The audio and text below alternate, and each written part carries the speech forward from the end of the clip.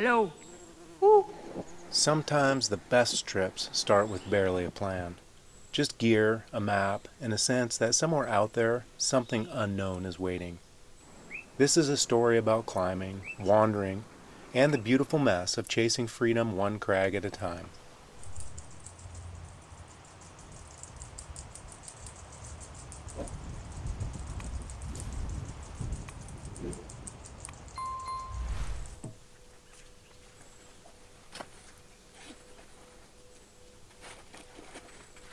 We've been talking about this trip for weeks, but suddenly it's happening. Ropes are coiled, the pop-up camper is loaded, we point the truck west and roll out under skies that say spring, but whisper summer. There's something that happens when you leave your driveway with no clear destination. A loosening inside. It's not escape, it's curiosity turned into motion.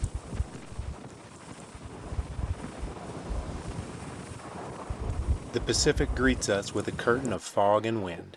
Beautiful, but biting. We don't linger. There's climbing inland, and the coast is in no mood for us today. On a whim, we detour through Prairie Creek. The Newton B. Drury Scenic Parkway is like threading a needle through living cathedrals. The redwoods stand so still and tall they almost hush the engine.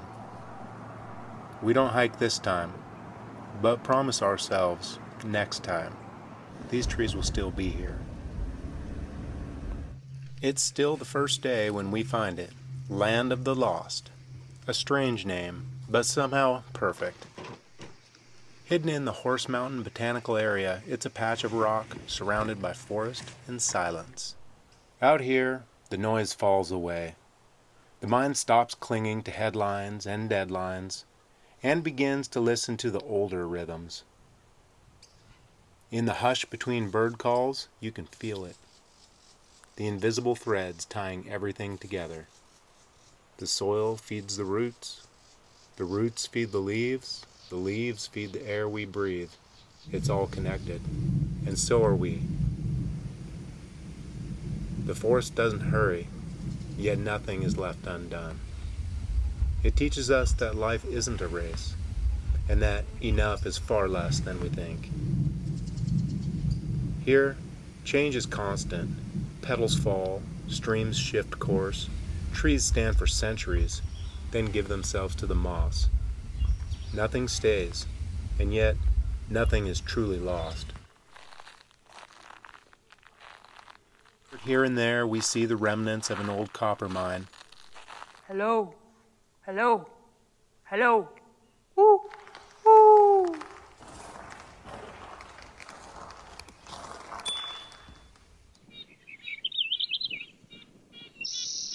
The skies darken, and we listen to the thunder fade behind the trees. We're the only ones here. No one's shadow crosses this place but our own tonight. That kind of quiet is rare.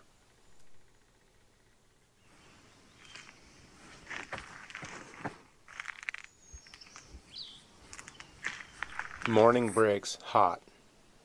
We've slept in. No worries. We take a moment to brush the beast and pull a quart of cold brew coffee from the cooler. Soon we are on our way to the trailhead.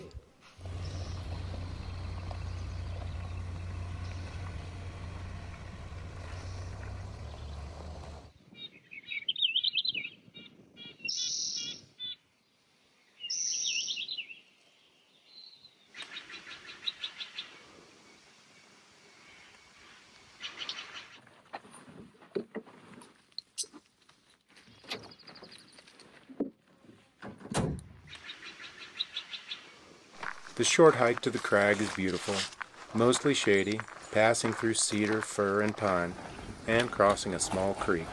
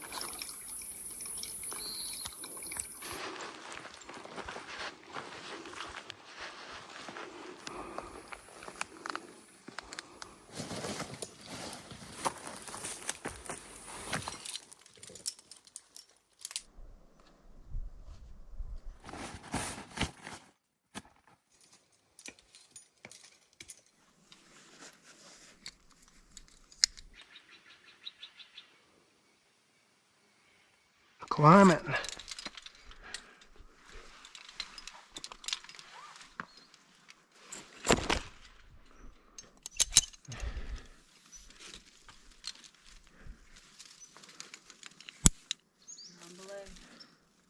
The climbing is good. The setting, excellent. Nature reminds you, you belong here. You always have.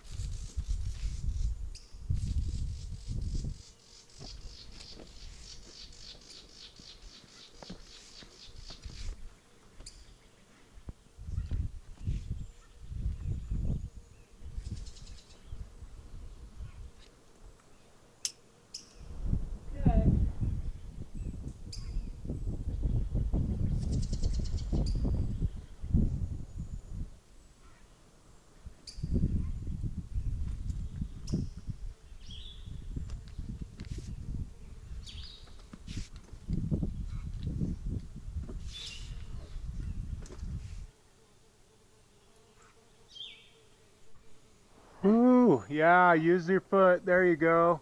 No. Nice, nice. You're there.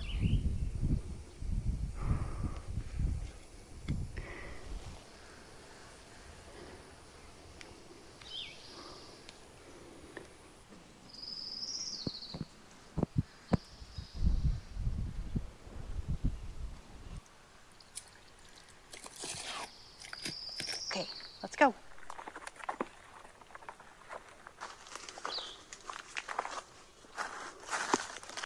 After 3 or 4 short pitches, we're on our way back to the pickup truck.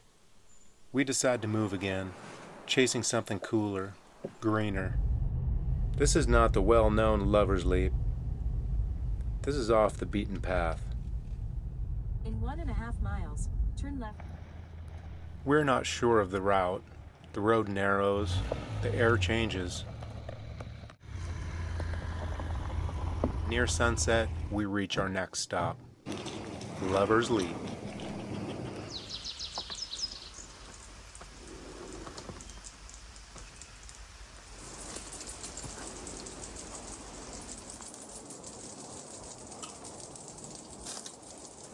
Under a wide sky, you feel both small and infinite, a fleeting heartbeat in the great story, and still an inseparable part of it. You remember what matters, the faces you miss, the work worth doing, the simple gifts you'd overlooked. And gratitude swells quietly, like light through the canopy.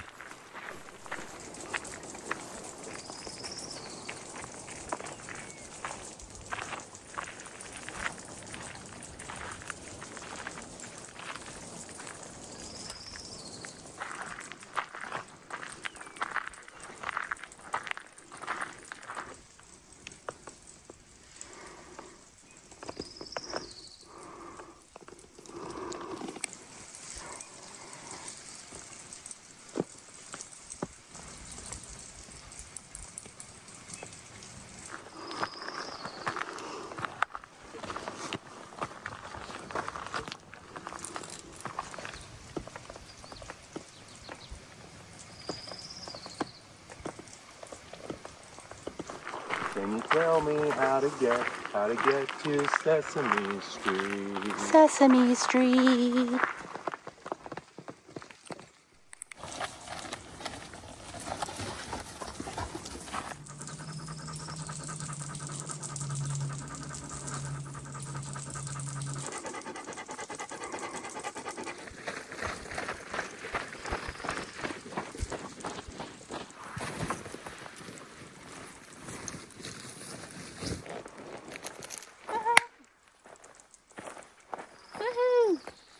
Let me sit.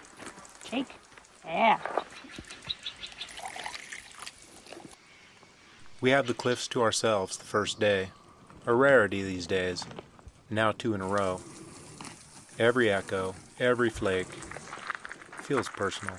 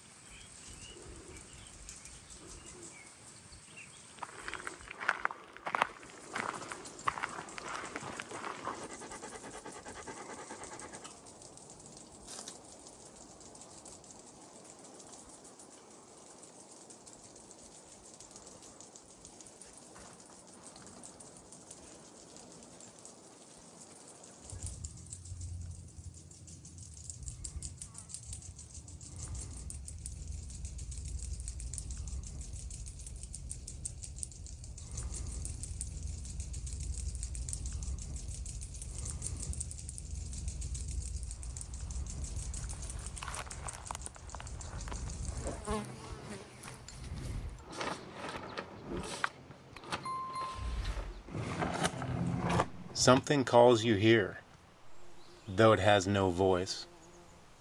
It waits, patient as a stone, just beyond the reach of your everyday mind.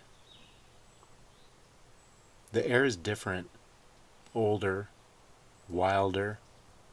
It moves around you like it remembers your name. You walk deeper, and the world you left behind feels less certain, as if it was only ever a story you told yourself. In the sway of branches, in the echo of a raven's call, you begin to hear an older truth. Everything is bound together, the root to the rain, the wind to the wing, and you to it all. Here time drips slow, measured not in hours, but in shadows shifting across the moss. You see how life doesn't rush, yet everything arrives in its season.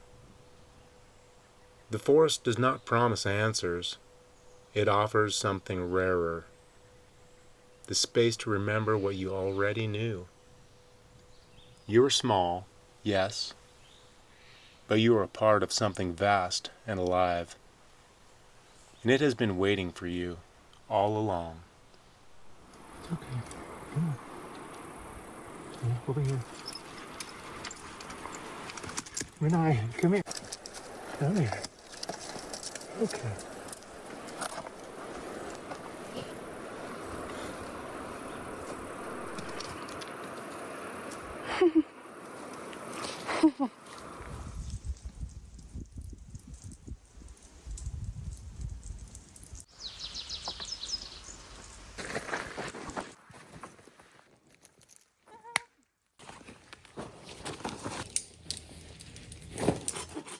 There it goes. Yeah, that's way better.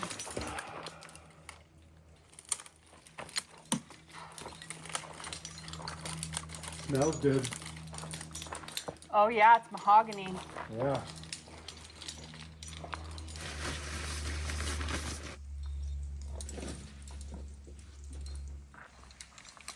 Climbing. Climbing. Do it. On day 2, a few others arrive. Familiar energy, and still spacious. The rock here is excellent, solid. Our bodies, growing tired, yet grateful. We are done climbing early and back to camp. We decide once again, press on. En route to Mount Shasta, we realize that my phone, Our map, weather guide, on-demand planner suddenly dies. It won't charge. We're out here, partially blind. It's tempting to keep pushing, but truthfully, we're worn thin, and we're only hours from home. Sometimes the hardest part of any adventure is knowing when to let it pause. The unknown can wait. For now, the road home calls louder than the crags ahead. We didn't summit every dream. We didn't reach every cliff, but we found something. The quiet between storms, the pull of the road, the clarity of climbing when no one's watching. There's still more out there. More lines to follow, more places with no signal, but full of signal. The story doesn't end here. It just resets. Until next time, settle in, venture out.